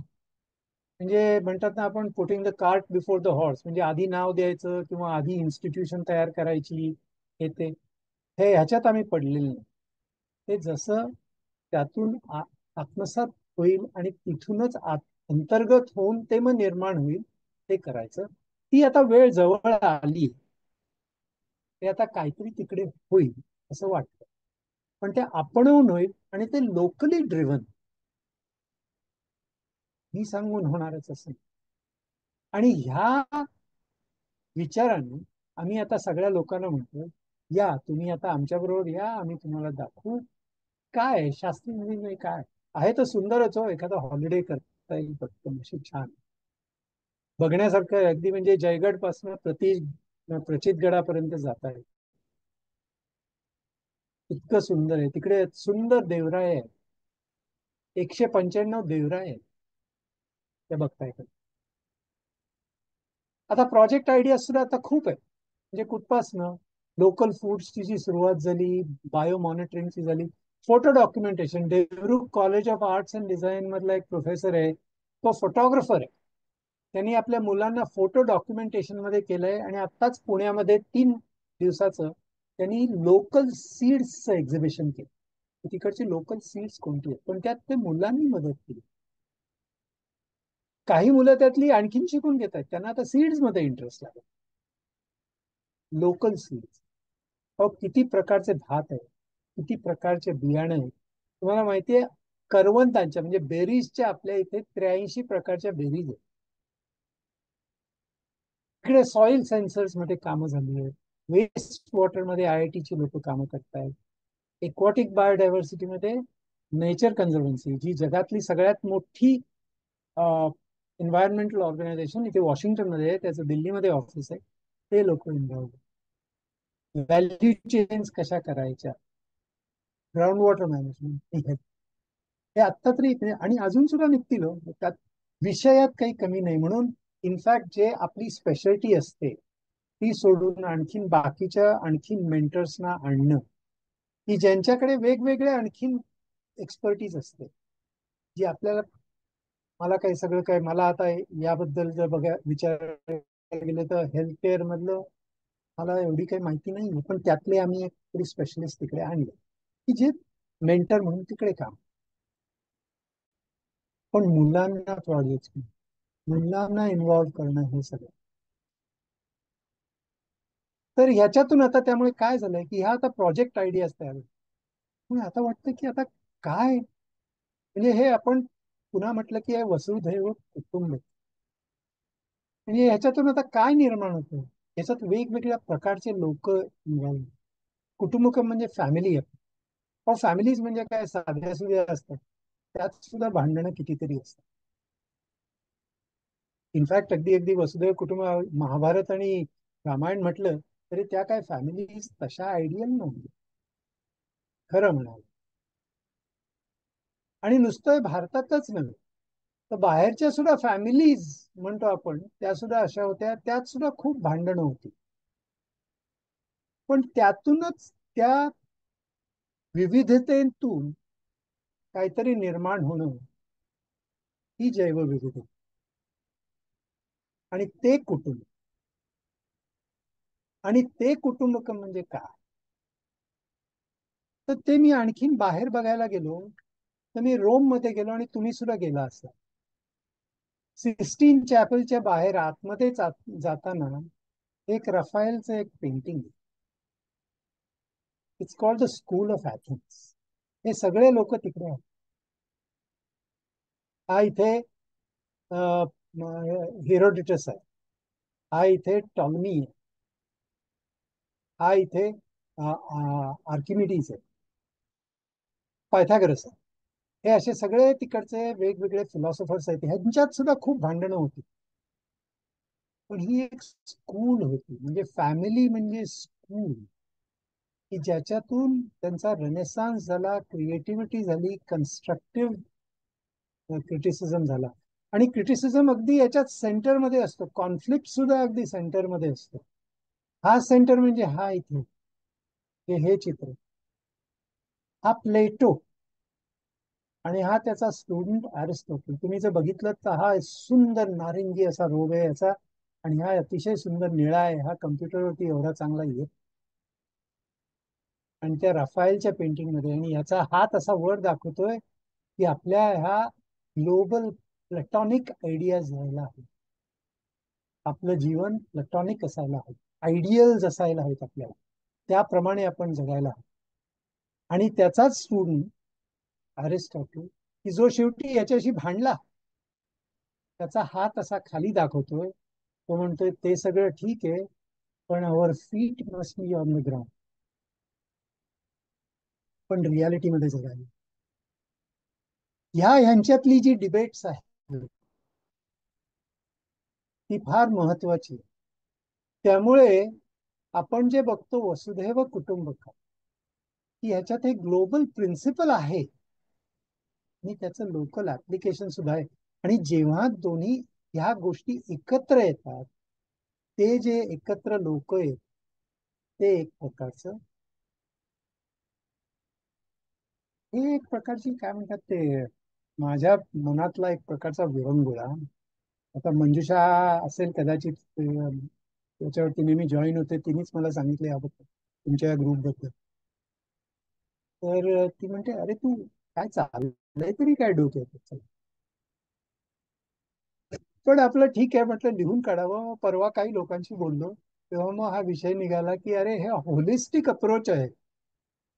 होलिस्टिक अप्रोच मध्ये विचार करणं ठीक आहे, पण शेवटी लोकांशी बोलायला लागतं, तेव्हा प्रॅक्टिकली आणि प्रिस्क्रिप्टिव्ह काहीतरी बोलायला लागतं. म्हणजे होलिस्टिक आपण म्हणतो की एकमेकाशी सगळ्या गोष्टींचा संबंध असतो, आपण एकत्रित विचार करायला हवा. पण जेव्हा लोकांशी बोलायला लागतं तेव्हा step 1, step 2, step 2, step 3, step 4 हे सांगायलाच लागतं. आणि हे दोन्ही जेव्हा आपण एकत्रित विचार करू शकतो, तेव्हा कदाचित आपल्याला असं संभवून जातं की एक प्रकारचं हे कुटुंबकम आहे. बस एवढंच विचारावर थोडंसं आपलं सोडून देतो, म्हटलं थांबवतो. काही प्रश्न असतील, आता झाली 45 मिनिटं झाली. म्हटलं की आता काही तुमचे जर काही आणखीन काही प्रश्न वगैरे असले, काही असलं, काही सजेशन्स असल्या, आम्हाला काही सगळी उत्तरं माहीत नाही, पण काही सजेशन्स असल्या तर मी जरूर घेईन आणि त्यावर विचार करूया. पण थोडं मागून पण पुढे चलू. Thank you so much Nitinji. It was an excellent excellent presentation. आणि खूप अशा काही गोष्टी आहेत ज्या आम्हाला माहितीच नव्हत्या. खूप म्हणजे खूपच वेगळा प्रकारचा या प्लॅटफॉर्मवरती this is the first time somebody has spoken like that. आणि आय एम शुअर की बऱ्याच लोकांचे प्रश्न असणार आहेत. तर आपण आता पहिला आता मला हात दिसतोय ऍक्च्युली माधव काकांचा. माधव काका, यू वॉन्ट टू स्टार्ट? हा प्रश्न मला असा पडला, गेल्या काही महिन्यांमध्ये म्हणा, दिवसांमध्ये यमुनेबद्दल मी काही लेख वाचले की त्या यमुना नदीवरती असा संबंध केमिकल फोम पांढरा पसरलेला आहे, अशी परिस्थिती झाली. इंद्रायणीबद्दल परवा काहीतरी एक असं होतं की काही काही गावांमध्ये पाणी पिता येत नाही आहे, अशी परिस्थिती झाली आहे. तर अशा याच्यात काय प्रयत्न चालू आहेत की बाबा, म्हणजे मी ऐकतो नुसतं की गंगा शुद्ध करायचा प्रयत्न चालू आहे, तर थोडक्यात काही सांगता येईल का? हो, थोडक्यात सांगायचं म्हणजे की यमुनेवर आणि इंद्रायणी दोन्ही तुम्ही जे म्हणालात त्या आणि बाकीच्या काही नद्यांवर अशी एन्व्हायरमेंटल ऑर्गनायझेशनशी खूप कामं चालू आहे. टेक्निकल कामं खूप चालू आहे. त्याच्यावर पूर्वी माझ्या आधीच्या प्रोफेशनल करिअरमध्ये सुद्धा मी थोडीशी कामं केली आहेत. इनफॅक्ट इंद्रायणीचं एकंदरीत खोरं येतं म्हणजे भीमा नदीचं, त्यामुळे तिथे अपर भीमा कलेक्टिव्ह म्हणून सुद्धा एक आता नवीन निर्माण झाला आहे. तिथे बऱ्याचशा ऑर्गनायझेशन इन्व्हॉल्ड आहेत. आपल्या पुण्याजवळ आहे म्हणून ते आणखीन आपल्याला लोकांना माहिती असेल, त्याबद्दल मी आणखीन माहिती तुम्हाला कळवू शकतो. अपर भीमा कलेक्टिव्ह म्हणून, आणि ते वेगवेगळ्या दृष्टिकोनातून तिथे कामं करतायत. त्यात सोशल आणि इकॉनॉमिक लोकांना आणखीन त्यात इन्व्हॉल्व्ह व्हायला हवं असं मला स्वतःला वाटतं. कारण काही जे यातले जे प्रश्न आहेत ते नुसते टेक्निकल नाही आहेत. टेक्निकल बऱ्याच गोष्टी यातल्या माहिती सुद्धा आहेत. टेक्निकल त्यातले पर्याय काय आहेत हे शोधून काढायला नुसतेच टेक्निकल लोक अपुरे पडत. म्हणजे माहिती खूप आहे, त्याचे पर्याय खूप आहेत, पण ते सोशली आणि इकॉनॉमिकली कोणते ऍक्सेप्टेबल करून घेता येतील आणि इम्प्लिमेंट करता येतील याच्यात विचार करायला सोशॉलॉजिस्ट आणि सोशल सायन्सेसचे लोक जास्त इन्व्हॉल्व्ह होणं हे महत्वाचं आहे. आणि हे सगळ्या नद्यांच्या खोऱ्यात जिथे जिथे कामं चालली आहेत तिथे मला कळतं. अगदी वेस्टमध्ये एक्झाम्पल द्यायचं तर क्रोएशियामध्ये कृपा म्हणून एक नदी आहे. त्या कृपा नदीत त्यांनी सुद्धा असेच प्रॉब्लेम झाले होते, आपल्यासारखेच आले होते. पण तिथे शेवटी त्यांनी कोणाला इन्व्हॉल्व्ह केलं? लोकल चर्चेसना इन्व्हॉल्व्ह, आणि त्यांच्या थ्रू त्यांनी ते बदल घडवून आणले की जेणेकरून तिकडे जे काही पर्याय होते त्यांनी त्यातले जे जे उपयुक्त होते ते त्यांनी वापरून दाखवले. आणि ते कृपा नदीची वॉटरशेड आता फार सुंदर दिसते की आहे. सो पॉसिबल नक्की आहे. पण आपली थोडी ह्यात आणखीन भर घातली तर ते होण्याची शक्यता आहे, हे मात्र आहे. आणखीन त्याबद्दल माहिती असेल जरूर मी पुढे. धन्यवाद. ज्योतिताई, तुमचा प्रश्न आहे ना? अम, अतिशय अतिशय सुंदर सांगितलं नितीनजी. खोळी म्हणाली अलका तसं खूप गोष्टी माहिती नव्हत्या ह्या, आणि मी देवरुखला लहानपणी गेलेली आहे ते मला आठवलं. पण आणि त्या मारुती चितमपल्लींची मला आठवण झाली तुमचं ऐकल्यानंतर. मला विचारायचं होतं असं की आम्ही इथे राहून काय मदत करू शकतो आपल्याला, कशी काय, म्हणजे तुम्ही काही सुचवा. आम्ही आता मदत म्हणजे अशी हे करतोय की दोन तीन गोष्टी. एक म्हणजे की जे लोक तिकडे आपण जातो अधूनमधून भारतात, तर पहिलं म्हणजे आम्ही त्यांना सांगतो की तुम्ही जरा इकडे बघायला तरी या की आपलं कोकणातलं सौंदर्य काय आहे. एकदा आमच्या बरोबर या, आमच्या ग्रुप बरोबर या, आम्ही तुम्हाला दाखवून देतो काय आहे ते. तिकडचं अजून काय. आम्ही परवा एकदा गेलो होतो तेव्हा बऱ्याच अशा लोकांना तिकडचे सगळे कोळी जे आहे जे ह्याला राहतात जयगडच्या आसपास, ते मुसलमान लोक आहेत तिकडचे, त्यांच्या बोटीतनं आम्ही त्यांना घेऊन गेलो असं. आणि यांना दाखवायला की बा हे आपलं म्हणजे ही नदी वाचवली पाहिजे, ही आपली एक जबाबदारी आहे. कारण ही एक राहणारी मुक्त वाहणारी ही एकच नदी आहे आता महाराष्ट्रात राहिलेली. ही आपली जबाबदारी आहे. आणि आपण आता तसे सिनियर लोक आहोत किंवा आपले करिअर्स पुढे गेलेले आहेत, आपल्या मुलांना किंवा तिकडच्या लोकांना, जे आपले नातेवाईक आहेत किंवा मित्रमैत्रिणी आहेत, त्यांना सांगायला की ही आपण जबाबदारी आहे हे समजावून देणं हे फार महत्वाचं. म्हणजे पहिलं समजावून घेणं, आणि ते तिकडे जाऊन गेल्यावर कळतं. ते समोरच हो, इतकी सुंदर नदी आहे, बघितल्यावरतीच कळतं. तर तुम्ही जर पाहिलं तर पहिलं ही जबाबदारी आहे हे समजावणं हे महत्वाचं. मग बाकीच्या आणखीन मदत काय करायची वगैरे प्रॅक्टिकल गोष्टी आहेत. आता मुलांना आम्ही प्रोजेक्ट्स देतो, त्यात खरं म्हटलं तर आम्हाला खर्च विशेष येत नाही, कारण आम्ही त्यांच्या करिक्युलमचाच हा भाग घेतो. त्या प्रोफेसर्सना त्यांच्या सॅलरीज वगैरे सगळ्या मिळत असतात, त्यामुळे खर्च अगदी कमी आहे आमचा.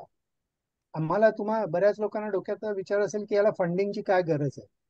ऍक्च्युली फंडिंगची कमी गरज आहे. कारण फंडिंगची कसली गरज असते, आम्ही तर मेंटोर्स, आम्ही जे सगळे असतो आम्ही नॉन कमर्शियल आहोत, आम्ही काही पैसे घेतच नाही या गोष्टीच. आम्ही सगळे मेंटोर जे कामं करतो ते विदाऊट मनी काम करतो.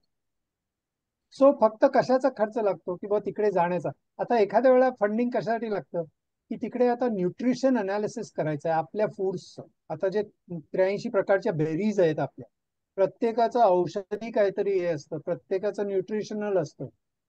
इथे आपण सगळ्याचे अभ्यास बघतो, पण तिकडे कुठे त्याचा काय उपयोग येतो.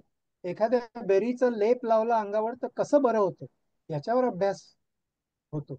याचा रिसर्च करण्यासारखी गोष्ट आहे. याच्यासाठी इक्विपमेंट लागते.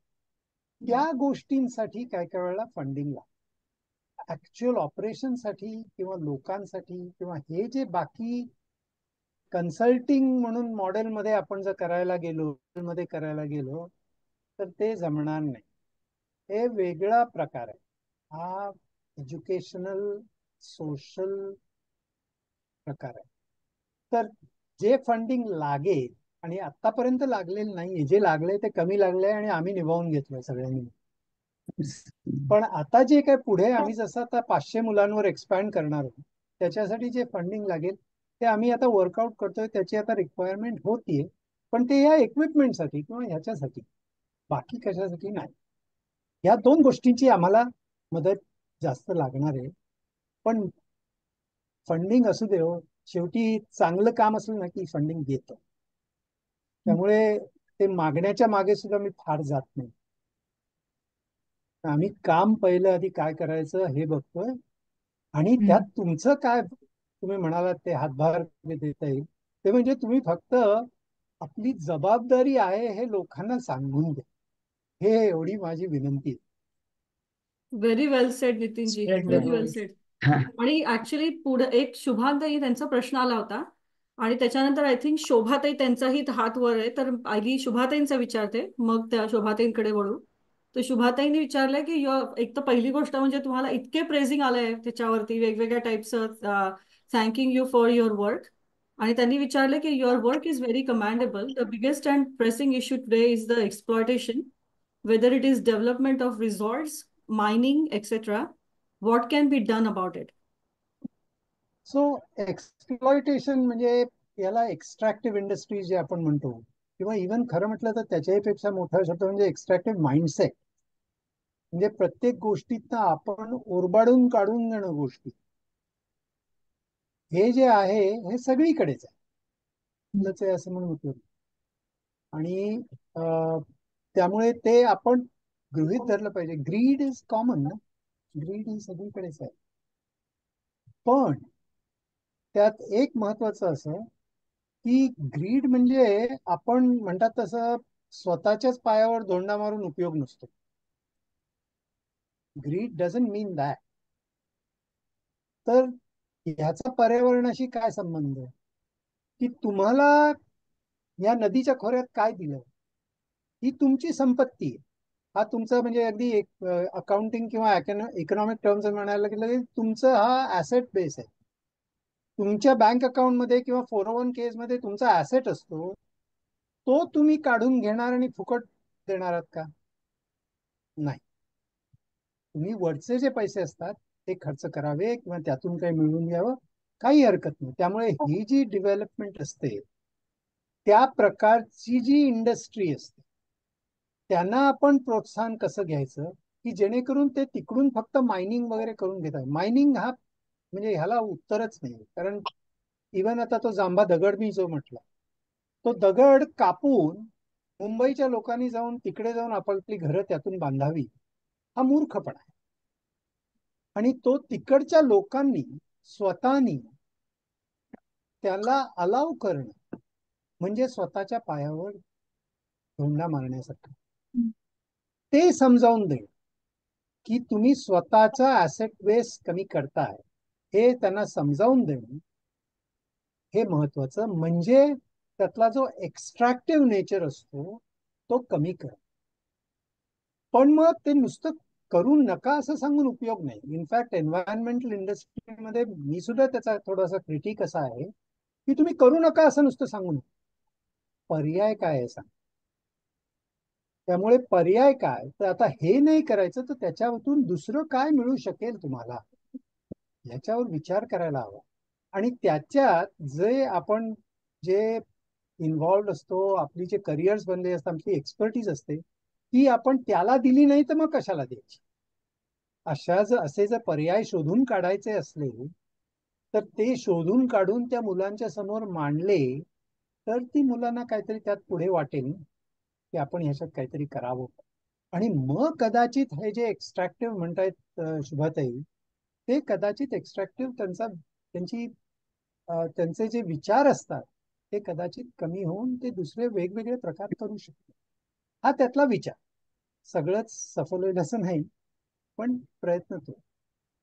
पण आपण एक शेवटचा प्रश्न घेऊ आता. शोभाताईंचे मिस्टर आहेत बहुतेक, त्यांचा हात वर आहे.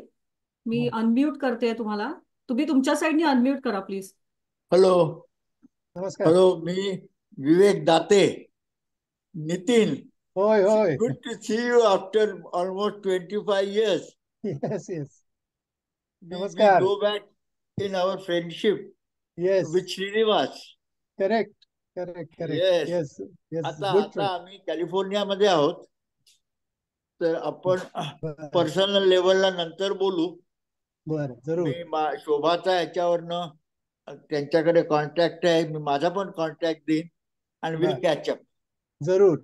Pleasure again. Yes. Thank you thank you. बरं, बिफोर वी क्लोज, आपल्या क्लोजिंग रिमार्क्सच्या आधी कोणाचे अजून काही प्रश्न आहेत का?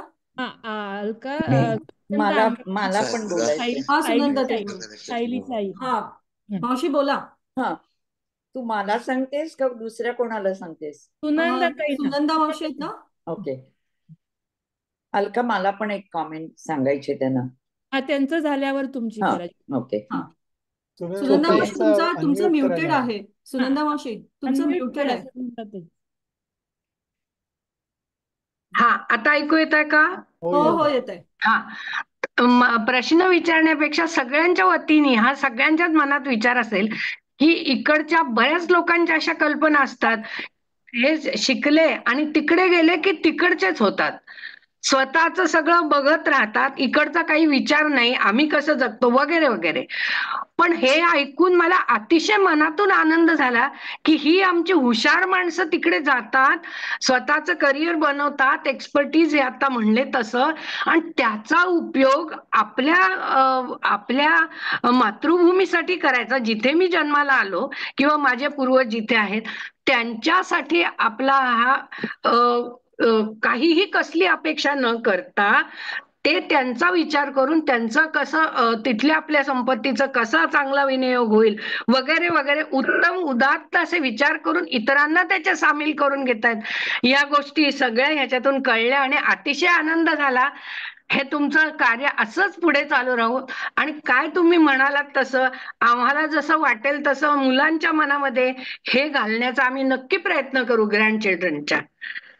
धन्यवाद पंडित, फार सुंदर बोलले आणि अगदी समजेल असं सांगितलं. Thank you so much. Thank you Sunanda मावशी. आणि आता ज्योतिताई हा, तुम्ही. पटकन सांगते.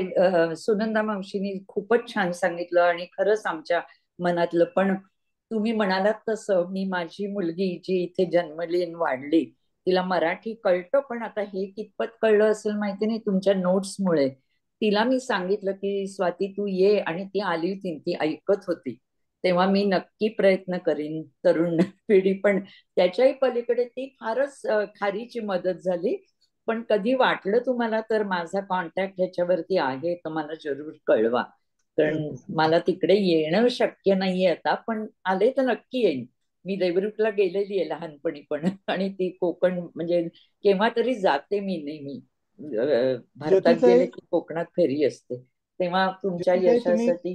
हा ज्योतिताई तुम्ही याल तेव्हा जरूर या. ऑफकोर्स हा तिकडे म्हणजे तुम्ही देवरुखला गेलेलाच आहात. हो त्यामुळे तुम्ही जरूर या. आणि तुमची जेव्हा मुलं जेव्हा कधी येतील हो तेव्हा त्यांना, कारण मुलांना ना काहीतरी वेगळं करावं असं वाटतं. आणि एस्पेशली त्यांना जर सांगितलं की तुम्ही आता त्यांना सुद्धा काहीतरी आपण इंटरेस्टिंग सांगायला लागतं ना. सो त्यांना सांगायला लागतं की ठीक आहे, तिकडे असं कोकणात आहे, कोकणपट्टीत एखादी तुम्हाला तिकडे नदीवर जाऊन मी आता तिकडे थोडस तिकडचं खाणं काय आहे. म्हणजे तिकडे ऍक्च्युली केटरिंग कॉलेज आहे, त्या केटरिंग कॉलेजकडनं आम्ही नवीन नवीन कोणत्या पाककृती असतात त्याचं एक पुस्तक हे करतोय, तिकडच्या गोष्टी वापरून. हे जगात बऱ्याच ठिकाणी चाललंय, त्यात नवीन काही नाहीये असं, पण तिकडे करणं हे महत्वाचं आहे. सो त्यामुळे त्यांना तिकडे जाऊन असा एक्सपिरियन्स आहे. तिकडे आता एक्सपिरियन्शियल लर्निंगचं इको टुरिझमचं काहीतरी सुरू करण्याचं सुद्धा एकाने चालू केलंय. प्रत्येकाचं वेगवेगळं काही ना काहीतरी चालू आहे. पण ते ह्या दृष्टिकोनात की ते आपले रिसोर्सेस हे आपले म्हणून राखले पाहिजेत. हे आपलं आहे, हे कोकण आपलं आहे. त्यामुळे ही जी आपुलकी असते, ते जे प्रेम असतं ते खूप वेगळं असतं. खरंय. त्यामुळे त्याला अगदी अगदी सांभाळून जर आपण जर केलं तरच हे नाश होणार नाही, ना तर नाश नाही. तुमच्या वा सेवाभावी स्वभावाला परत परत माझे नम्र प्रणाम. अंजली, मला असं वाटतं आपल्याकडे दुसरी ज्या अंजली आहेत ना, त्यांचा एक प्रश्न, त्यांचा हात वर होता. अंजली ताई बोला, तुमचा प्रश्न आहे का? हो, माझा हा प्रश्न होता की थँक्यू माझ्या लक्षात ठेवून मला बोलायला संधी दिली. हाच प्रश्न आहे की जसे एकेकाळी आपल्या IIT मध्ये येऊन ह्या देशातली मोठमोठ्या कंपन्या किंवा अजूनही त्या GE वगैरे त्या काळात होत्या, IBM होत्या, मला आठवतंय.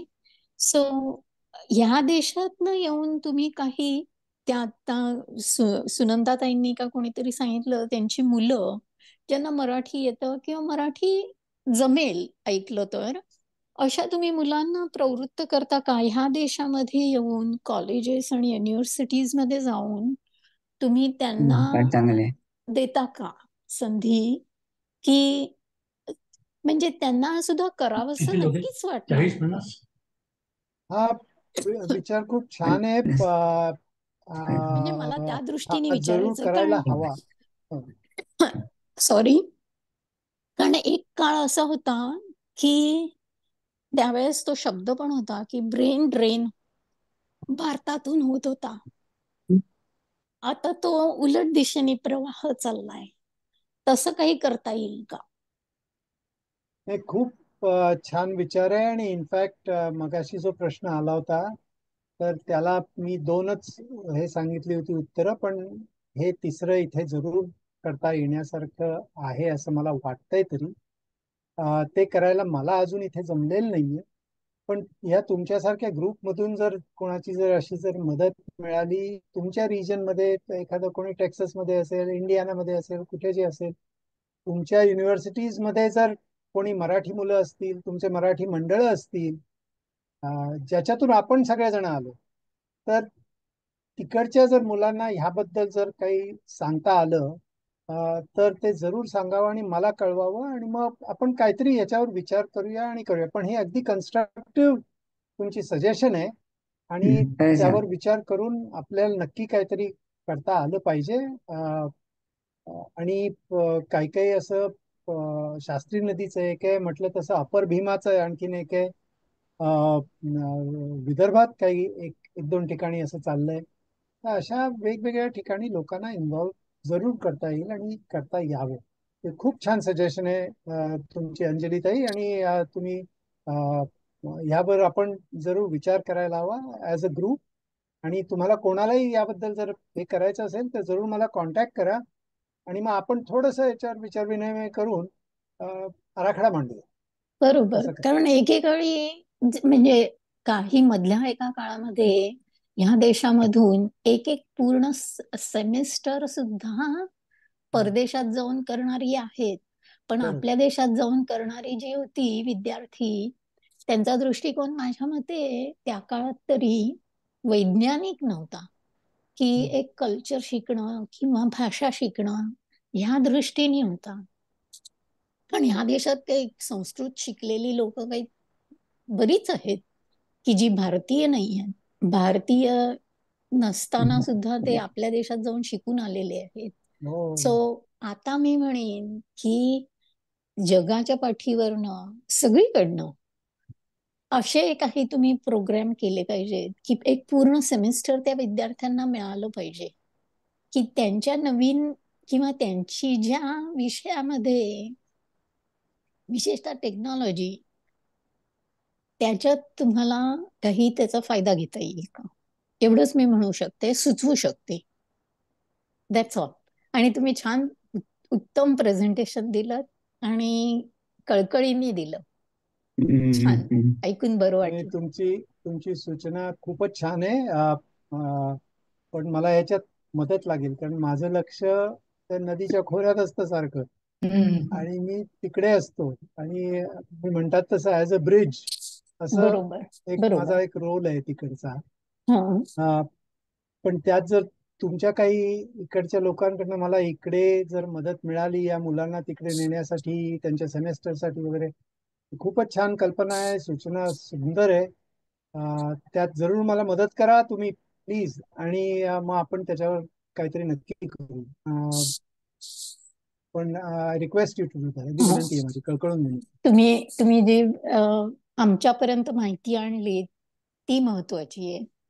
कारण लोकांची तयारी असणार, खूप तरुण पिढीला हे सगळं एक्सप्लोर करायचंय, ते विसरायचं नाही आपण. बरोबर. म्हणजे आपल्याला गरज आहे ही गोष्ट वेगळी आहे, पण त्यांना पण त्याची गरज आहे.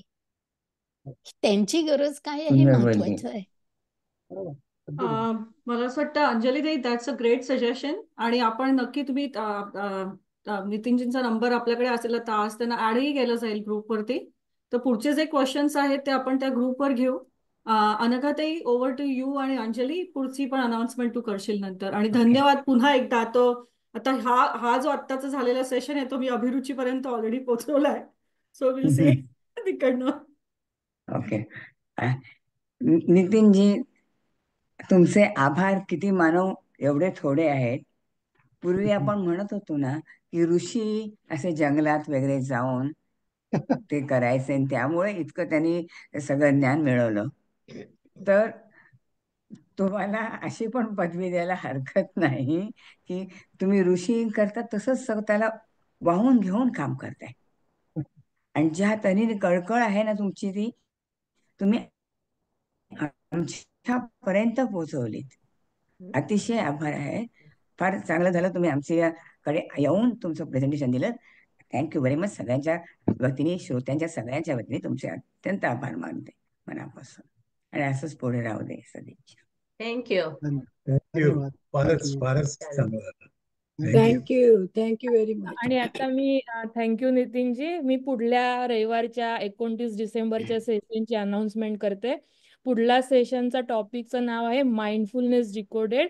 आणि सिॲटल वॉशिंग्टनची गीतांजली आठवले ही हा सेशन करणार आहे. ती आपल्या श्रोत्यांमधूनच अप्रोच झाली आम्हाला, आणि she is a certified yoga and mindfulness teacher, आणि she is going to share simple mindfulness techniques and special breath focused mindfulness practice to promote brain health, boost energy and feel calm and centered. आणि तिने असं suggest केलंय की या सेशनसाठी येताना please plan on using comfortable chair with straight back and a quite space for the mindfulness practice. Thank you. Thank you Anjali. आणि पुन्हा एकदा आता येणाऱ्या काय म्हणतात हॉलिडे सीझनसाठी सगळ्यांना खूप खूप शुभेच्छा. आपल्या फॅमिलीज बरोबर एन्जॉय करा. आणि पुन्हा एकदा नितीनजी आणि स्पेशली अनघाताई, तुमचं खूप खूप आभार. हा टॉपिक ऍक्च्युली सुचवला, आणि हा जे आजचं जे प्रेझेंटेशन होतं त्याच्या मूळ सगळे काय म्हणतात ना सर्वे सर्वा आणि कर्त्या अनघाताई होत्या. शी इज द वन हू अरे वा. Suggested it. So, अनघाताई खूप तुमचं मी धन्यवाद.